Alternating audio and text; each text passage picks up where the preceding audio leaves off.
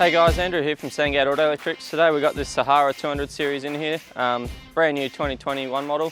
We're just going to go through a bit of a breakdown of what we've done to it. We've done a bit of a fit out on this vehicle.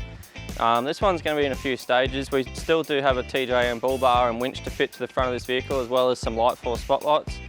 But the customer just simply wanted us to get his battery system going and a couple of lights so he could go out to Moreton for a week. Then he's going to bring the vehicle back and we're going to continue the build from there. So we'll go through, we'll show you what we've done here in the engine bay. So as you can see here, we've got a 100 amp lithium battery. That's wired up to a 40 amp BC-DC charger mounted in the grille here on the stainless steel red arc mount.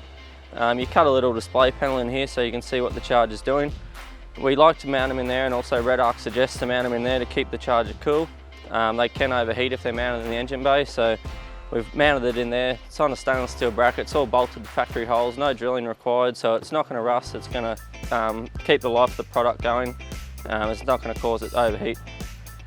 All the loads for this auxiliary battery system are wired through a Victron smart shunt, 500 amp smart shunt.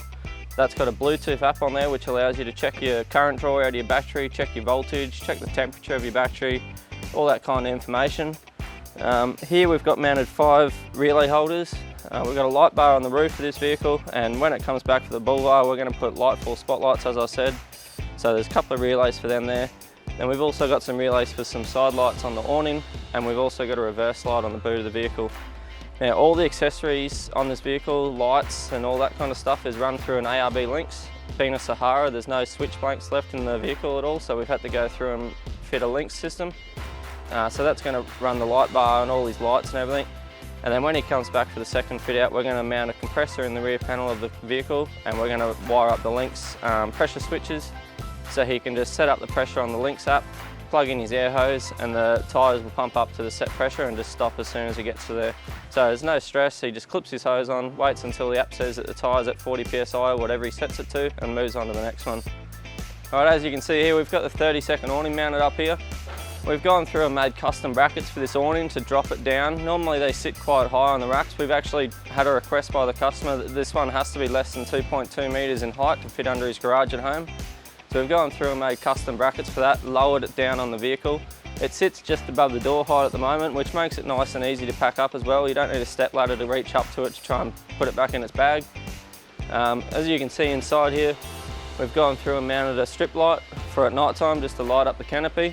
And we've also mounted a strip light in the boot door, so as you open up the boot there's a strip light there. Both of these lights have white and amber light settings to, if you want to get rid of the bugs at night.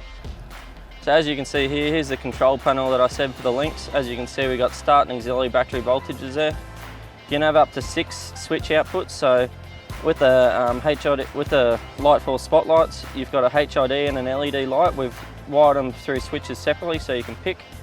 We've got our reverse light on the back that I said, our roof light bar and our roof side lights. Now with these, you can just hold on the switch and you can decide what you want it to turn on with, whether it be ignition, reverse, low beam or high beam. You can label the switch, and you can also say whether you want low battery protection for the load to turn off when the batteries get flat for whatever reason. So if you wanted to have this switched off, say nothing at all, and you just wanted to be able to turn it on, if the battery got flat and if that's wired off the auxiliary battery, once it gets to the set voltage you've got of that, it'll just turn that load off and protect the battery. So you can just set all this up in here. It's quite easy to use. As you can see, it's got clocks, dates, all that sort of stuff. This will, in the future, once we set up the compressor, the customer will be able to turn the compressor on, go through and set up his pressures for his tyres, and he can either inflate or deflate the tyres with this function. And that's about it. It keeps it nice and simple, nice and neat. There's no switches anywhere. It just looks like a phone sitting on the dash, and we like to do it like that, so it keeps it nice and neat, keep it looking factory.